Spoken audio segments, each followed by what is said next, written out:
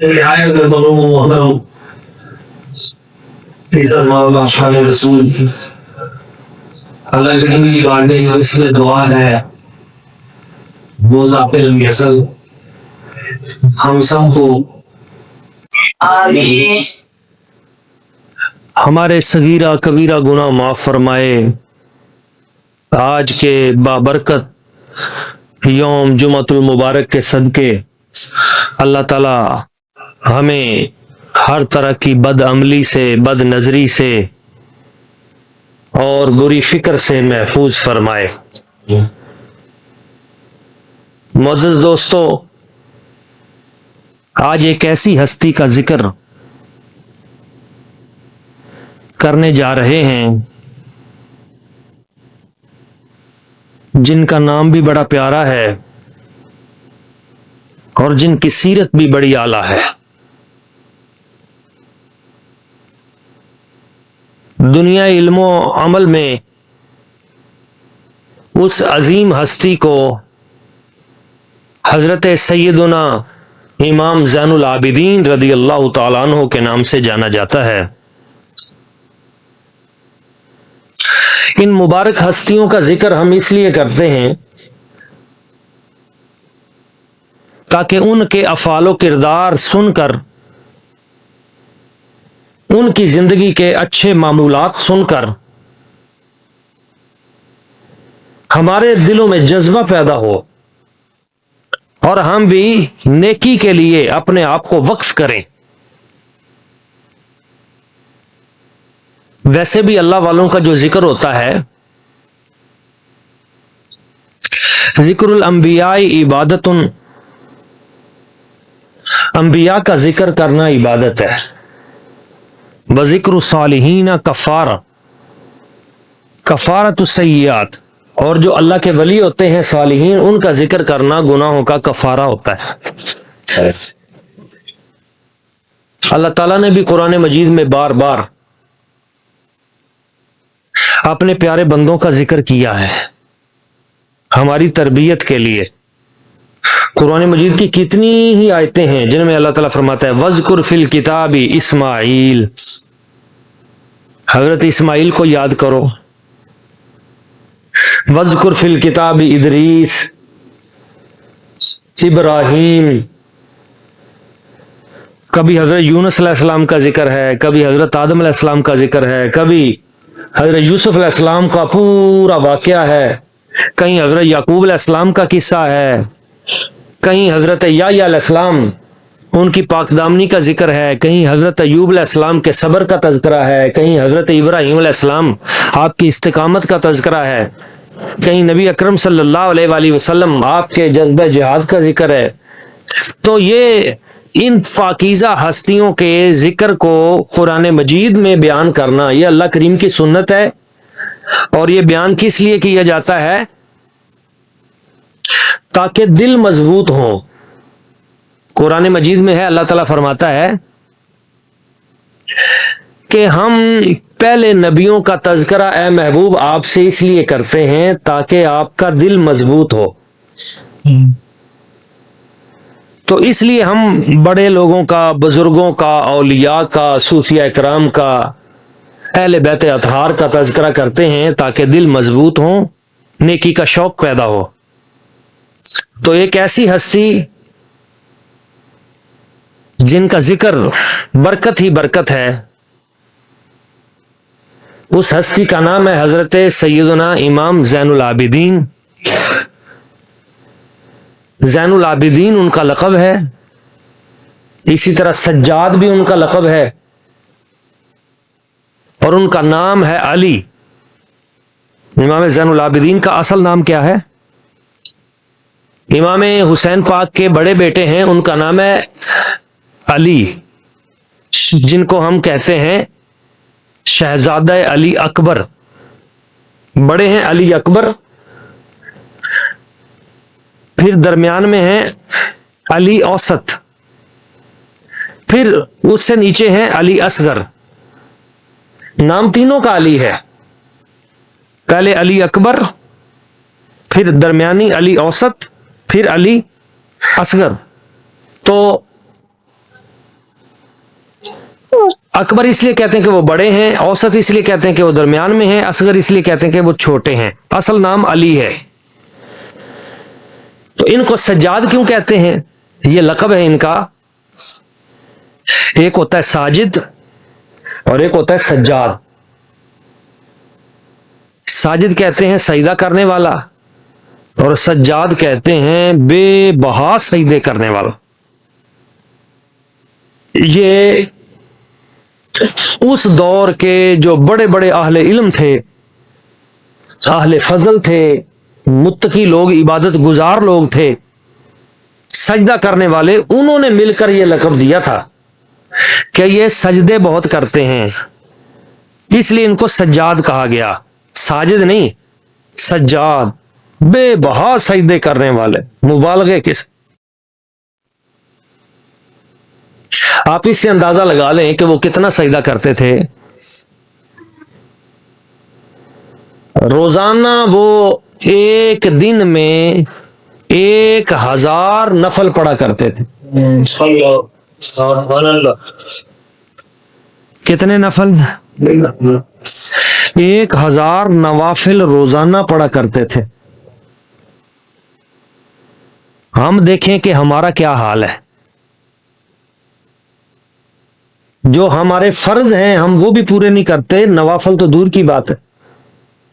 اور وہ فرضوں کے علاوہ جو نوافل پڑھتے تھے ان کی تعداد 1000 ہوتی تھی دن رات میں، جو وہ ایک دن میں پڑھا کرتے تھے۔ اب 1000 نفل ہیں تو سجدے کتنے ہو گئے؟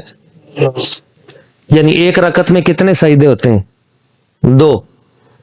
تو 1000 رکعت ہے تو سجدے کتنے ہو گئے؟ 2000 سجدے روزانہ کرتے تھے۔ اس لیے مورخین کہتے ہیں کہ ان کے یہ جو گھٹنے تھے یہ اس طرح ہو گئے تھے جیسے اونٹ کے وہ ٹیک لگا لگا کے اس طرح سخت ہو گئے تھے، کیونکہ ہر وقت وہ سجدے میں ہی پڑے رہتے تھے۔ اتنا ذوق عبادت تھا۔ اور پھر ان کی کیفیت بھی ایسی ہوتی تھی کہ ایک مرتبہ ان کے گھر کو آگ لگ گئی تو شور مچ گیا، جی گھر کو آگ لگ گئی ہے۔ پورا محلہ اکٹھا ہو گیا، جی گھر کو آگ لگ گئی ہے، باہر نکلو باہر نکلو، لیکن آپ سجدے میں ہیں۔ حتیٰ کہ لوگ پڑے، پانی لے کے آئے، آگ کو بجھایا گیا، آگ ٹھنڈی ہو گئی۔ کافی دیر کے بعد آپ نے اپنا وہ سجدہ مکمل کیا، نفل پڑھے، تو پھر کہا کہ یہ کیا بات تھی؟ انہوں نے کہا حضرت صاحب گھر میں آپ کے آگ لگ گئی ہے، چاروں طرف آگ تھی، آپ پوچھ رہے ہیں کہ کیا ہوا تھا؟ ہم اتنا شور کرتے رہے یہاں آ کے۔ آپ نے فرمایا میں تو بڑی آگ کے خیال سے ڈر کر اللہ تعالیٰ کی بارگاہ میں جھکا ہوا تھا۔ میں تو اس آگ کی طرف سے ڈر کے اللہ تعالیٰ کی بارگاہ میں اس آگ کی وجہ سے پریشان تھا، تم اس آگ کی وجہ سے پریشان ہو۔ اتنی بڑی نسبت ہے، لیکن اس نسبت پہ ناز کر کے انہوں نے عمل کو ترک نہیں کیا، بلکہ اس نسبت کا حیا کر کے عمل کو زیادہ تیز کر دیا ہے۔ اس لیے جو سادات کرام ہیں ان کو حضرت امام زین العابدین کے اسوہ حسنہ پہ خاص طور پہ توجہ کرنی چاہیے کہ نسبت کی وجہ سے عمل کو ترک نہیں کرنا، بلکہ اس نسبت کی پاسداری کرنے کی وجہ سے اپنے عمل کو زیادہ تیز کر دینا ہے۔ کیونکہ جو بڑوں کے اولاد اور نسبت میں سے ہیں پھر ان کے امتحان بھی بڑے ہوتے ہیں، اس لیے انہیں تیاری بھی زیادہ کرنی چاہیے۔ حضرت سیدنا امام زین العابدین، آپ کا دوسرا لقب زین العابدین ہے۔ سجاد میں نے بتا دیا کہ وہ سجدے بہت زیادہ کرتے تھے، اور زین العابدین کا مطلب ہے عبادت کرنے والوں کا حسن، عبادت کرنے والوں کی زینت۔ تو سین حرم میں، خانہ کعبہ میں آپ طویل عبادت کرتے تھے، تو ایک دن آواز آئی خانہ کعبہ شریف کے اس کمرے اس وجود کے اندر سے انت زین العابدین کہ تم عبادتوں کی عبادت کرنے والوں کی زینت ہو. پھر اہل علم نے متفق ہو کر آپ کو یہ لقب دیا کہ یہ زین العابدین ہیں، عبادتوں کا حسن ہے، عبادت کرنے والوں کا حسن ہے. حضرت سیدنا امام زین العابدین کی سیرت کے بہت سارے پہلو ہیں. مثلا ایک پہلو ان کا میدان کربلا میں حق کے لیے کھڑے ہونا ہے. جب میدان کربلا میں سب شہید ہو گئے تو مردوں میں جو ہستی بچی اس ہستی کا نام حضرت امام زین العابدین. آپ آئے اور اس قافلے کو ساتھ لے کے آئے. جب ابن زیاد بدبخت کا ارادہ ہوا کہ میں اسے بھی قتل کر دوں تو حضرت سیدہ زینب سلام اللہ علیہ آپ نے فرمایا ابن زیاد بدبخت انہیں قتل نہ کر، اگر تو انہیں شہید کرے گا تو پھر ہمیں مدینہ طیبہ تک لے کے کون جائے گا. اس وقت حضرت امام زین العابدین نے ابن زیاد سے کہا تو نے مجھے قتل کرنا ہے تو کر دے، لیکن میں تجھے ایک یہ پیغام دیتا ہوں کہ میرے جو اہل خانہ ہیں یعنی رشتہ دار اعزا و اقربا کربلا کے یہ تمام لوگ، ان کے لیے کسی صالح اور متقی شخص کو ان کے ساتھ بھیجنا جو انہیں مدینہ طیبہ تک چھوڑ کے آئے. تو حضرت سیدہ زینب سلام اللہ علیہ آپ حضرت امام زین العابدین کو اپنے ساتھ لے لیا شہید کا. پھر لوگوں نے اسے حیات دلائی تو پھر اس طرح آپ یہاں سے نکلے اور یزید کے دربار میں پہنچے. یزید پلیت بدبخت نے بھی آپ کا امتحان لینا چاہا. اس کا ایک بیٹا تھا، اس نے ایک عصا اس کو پکڑایا اور ادھر امام زین العابدین کو، اور کہنے لگا دونوں مقابلہ کر کے دکھاؤ. تو امام زین العابدین فرماتے ہیں یہ جو عصا تو نے ڈنڈے پکڑائے ہمیں اس سے نہیں، مقابلہ کروانا ہے ایک تلوار مجھے دے ایک اس کو دے پھر پتہ چلے گا. اس وقت اس غلیظ آدمی نے بہت گندا جملہ کہا جو میں بیان کر ہی نہیں سکتا، زبان پہ لانے کے قابل نہیں. اس وقت حضرت امام زین العابدین نے عین جمعۃ المبارک کے وقت، جس وقت پوری جامع مسجد دمشق کے اندر لوگ آ چکے تھے، تو یزید پلیت کو اس وقت آپ نے للکارا تو اس نے آپ کو وقت نہیں دیا خطاب کے لیے، خطبے کے لیے. تو مؤذن سے کہا کہ جلدی جلدی اذان پڑھو. تو جب اس نے اذان پڑھتے ہوئے کہا اشہد ان محمد رسول اللہ، تو امام زین العابدین نے کہا تجھے اس لفظ کی قسم رک جا، اور اے یزید پلیت یہ بتا یہ جو اشہد ان محمد رسول اللہ ہے یہ تیرے کسی بڑے کا نام ہے یا میرے کسی بڑے کا نام ہے؟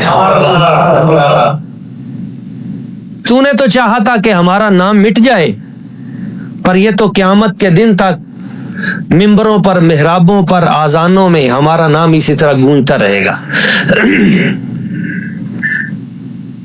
امام زین العابدین آپ اس لٹے ہوئے زخمی قافلے کو لے کر مدینہ طیبہ آئے اور یہاں آ کر آپ نے علم دین پڑھانا شروع کر دیا. سیاسی امور آپ نے ترک کر دیے. بہت سے لوگوں نے آپ کو بعد میں بھی کہا کہ آپ اٹھیں قیادت کریں، ہم آپ کا ساتھ دیتے ہیں، لیکن آپ نے فرمایا نہیں، میں نے دین متین کو آگے پہنچانا ہے. صفہ کے چبوترے پہ بیٹھ کر آپ نے نبی پاک صلی اللہ علیہ وسلم کے دین کو طلباء میں پڑھانا شروع کر دیا. 57 سال آپ کی عمر مبارک ہوئی. 57 سال تک مسجد نبوی شریف میں آپ قرآن مجید کی تفسیر اور حدیث رسول یہ پڑھاتے رہے، اور ہزار شاگرد آپ نے تیار کیے. یہ تھا وہ دین متین کا حسن کہ اس واقعے کے بعد بھی آپ دل برداشتہ ہو کر آپ نے اسلام کا کام بند نہیں کیا، بلکہ صبر و رضا کے پیکر بن کر آپ نے آگے اپنے ہزاروں شاگرد تیار کر دیے، اور پھر انہی شاگردوں سے آگے دین کا کام پھیلا، انہی سے پھر کتابیں لکھی گئیں، انہی سے پھر تفسیریں لکھی گئیں، انہی سے پھر احادیث لکھی گئیں، انہی سے پھر باقی معمولات، تو تمام چیزیں آپ نے ترک کر دیں اور پڑھنے پڑھانے کا کام شروع کر دیا۔ اور یہ جو دین پڑھنا پڑھانا ہے نا، یہ بہت بڑا کام ہے، یہ بہت بڑا کام ہے۔ ایک شخص کی موت کا وقت قریب آ گیا، اس کی وفات کا وقت 1 گھنٹہ رہ گیا۔ نبی کریم صلی اللہ علیہ وسلم حضور کے صحابی تھے، سرکار کے پاس آئے، حضور نے فرمایا تیری موت 1 ساعت رہ گئی ہے، یعنی 1 گھنٹہ۔ اس نے کہا جی مجھے بھی اسرائیل علیہ السلام کی جھلک نصیب ہوئی ہے، مجھے بھی لگ رہا ہے کہ میرا وقت آ گیا ہے، تو اب جو 1 گھنٹہ باقی رہ گیا مجھے بتاؤ میں کیا کروں۔ تو وہاں پر طالب علم قرآن مجید سیکھ رہے تھے، علم دین کا ایک حلقہ لگا ہوا تھا، وہ ایک استاد پڑھا رہا تھا، شاگرد پڑھ رہے تھے۔ تو نبی پاک صلی اللہ علیہ وسلم نے فرمایا جلدی کرو اس حلقے میں بیٹھ جاؤ، اشتغل بالتعلم، علم پڑھنا شروع کر دو۔ علم پڑھتے پڑھتے دنیا سے جاؤ گے تو شہادت کی موت میں جاؤ گے، اس سے اعلیٰ کوئی کام نہیں ہے۔ تو دین متین کو پڑھنا اور اس کو آگے پھیلانا یہ سب سے بڑا کام ہے، اور اس لیے سرکار نے فرمایا خیرکم من تعلم القرآن وعلمہ، تم میں سے سب سے بہترین وہ ہیں جو قرآن سیکھتے ہیں اور آگے سکھاتے ہیں۔ اور ابھی تو الحمدللہ آپ دیکھ چکے ہیں کہ کل جب رزلٹ آیا ہے تو وہ لوگ جو مدارس دینیہ کے اوپر تبرہ کرتے تھکتے نہیں، جن کی زبانیں رکتی نہیں، اور کبھی وہ گالیاں دیتے ہیں، کبھی مدارس دینیہ کو بدنام کرنے کے لیے، علماء کو بدنام کرنے کے لیے۔ کل 9 جو بڑے بورڈ ہیں پنجاب کے، ان میں سے 8 بورڈ ایسے ہیں جن میں ٹاپ کرنے والے طالب علم سارے مدرسے کے ہیں۔ اس کا مطلب ہے کہ مدارس اپنی ذمہ داری پوری کر رہے ہیں۔ اب قوم کی ذمہ داری ہے کہ وہ بھی مدارس دینیہ کو پروموٹ کریں، ہمت کریں، کوشش کریں، اور اس سلسلے کو زیادہ سے زیادہ بہتر کرنے کے لیے اپنی اپنی خدمات ہر بندے کے ذمہ جو ہے وہ ادا کریں۔ یہی چراغ جلیں گے تو روشنی ہوگی۔ حضرت امام سیدنا زین العابدین رضی اللہ تعالیٰ عنہ، آپ کی سیرت کا ایک دوسرا پہلو ہے جس کو کہتے ہیں سخاوت۔ آپ بڑے سخی تھے، سخی کیوں نہ ہوتے؟ حضرت بی بی پاک فاطمہ الزہرا کی اولاد ہیں، امام حسین پاک کے بیٹے ہیں، سخاوت انہیں گھٹی میں دی گئی ہے۔ ایک مرتبہ ایک کنیز وہ آپ کو وضو کروا رہی تھی، اور وضو کرواتے ہوئے پانی کا لوٹا جو ہے اس کے ہاتھ سے چھوٹ گیا اور آپ کے چہرے مبارک پہ لگا اور چہرہ زخمی ہو گیا اور خون بہنے لگا۔ تو اس کنیز نے اس صورتحال کو دیکھ کے فوری طور پہ قرآن مجید کی آیت پڑھی، والکاظمین الغیظ، اللہ کے نیک بندے غصے کو پی جانے والے ہوتے ہیں۔ وہ بھی پڑھی ہوئی تھی، اس نے جب یہ پڑھا والکاظمین الغیظ، اللہ کے نیک بندے غصے کو پی جانے والے ہوتے ہیں، تو آپ نے فوراً فرمایا میں نے غصہ پی لیا۔ اس نے اگلی آیت پڑھی، اگلا حصہ، والکاظمین الغیظ والعافین عن الناس، اور اللہ کے جو نیک بندے ہوتے ہیں وہ معاف بھی کر دیتے ہیں۔ تو آپ نے فرمایا میں نے جا تجھے معاف کیا۔ اس نے اگلا حصہ پڑھا آیت کا، والکاظمین الغیظ والعافین یحب المحسنین، کہ اللہ احسان کرنے والوں کو پسند کرتا ہے۔ آپ نے فرمایا جا میں نے تجھ پہ احسان کیا، تجھے آزاد کر دیا۔ اتنا بڑا حوصلہ تھا، صبر آپ کا، کہ ایک مرتبہ آپ کا ایک خادم تھا ملازم، وہ تندور کے اندر نا ایک لوہے کی سیخ رکھ کے اس پہ کوئی چیز گرم کر رہا تھا، اور وہ لوہے کی وہ سیخ بڑی بھاری تھی، کوئی چیز بھون رہا تھا، تو وہ شدید گرم تھی، تو اچانک اس کے ہاتھ سے چھوٹی اور امام زین العابدین کا جو چھوٹا بیٹا تھا اس کے سر پہ لگی، اور وہ وزنی اتنی تھی کہ وہ بچہ اسی وقت وفات پا گیا، وصال ہو گیا اس بچے کا۔ اور یہ امام زین العابدین دیکھ رہے ہیں، تو دوڑ کے اٹھے آپ نے اور اس کے ہاتھ سے وہ جو سیخ تھی وہ پکڑ کے رکھی اور فرمایا اے یا بنیا، ہے میرے بیٹے، مجھے پتا ہے تو نے جان بوجھ کے نہیں ماری، تو تو نے پریشان نہیں ہونا۔ اور اپنے بیٹے کو اٹھایا اور پھر اس کی تجہیز و تکفین میں جنازے میں مشغول ہو گئے، اور پھر اس کو آزاد بھی کر دیا۔ اس لیے جب گھر سے نکلتے تھے خانہ کعبہ شریف کی طرف یا مسجد نبوی شریف کی طرف، تو کہتے تھے آج جو شخص بھی مجھے تکلیف دے گا میں اسے آزاد کرتا جاؤں گا۔ اتنے بڑے ظرف کے مالک تھے اور سخی اتنے تھے امام زین العابدین، جن کی سیرت سے ہمیں یہ واقعات سیکھنے کو ملتے ہیں کہ عبد الملک اس دور کا بادشاہ تھا، اور اس بادشاہ کا بیٹا جو تھا ہشام، وہ عمرہ کرنے کے لیے آیا سین حرم میں خانہ کعبہ۔ اب چونکہ ولی عہد تھا یعنی شہزادہ تھا، ایسے ہی تھے کام تو ان کے، وہ جب آیا تو اس نے طواف کرتے ہوئے حجر اسود کا بوسہ لینے کی کوشش کی، تو رش اتنا تھا اسے موقع نہ ملا، حالانکہ بادشاہ کا بیٹا تھا۔ جب موقع نہ ملا تو اس نے کہا کہ کرسی لائی جائے اور سائیڈ پہ بیٹھ گیا کہ رش کم ہوگا تو پھر میں کوشش کروں گا۔ اتنی دیر میں سیدنا امام زین العابدین رضی اللہ تعالیٰ عنہ تشریف لائے۔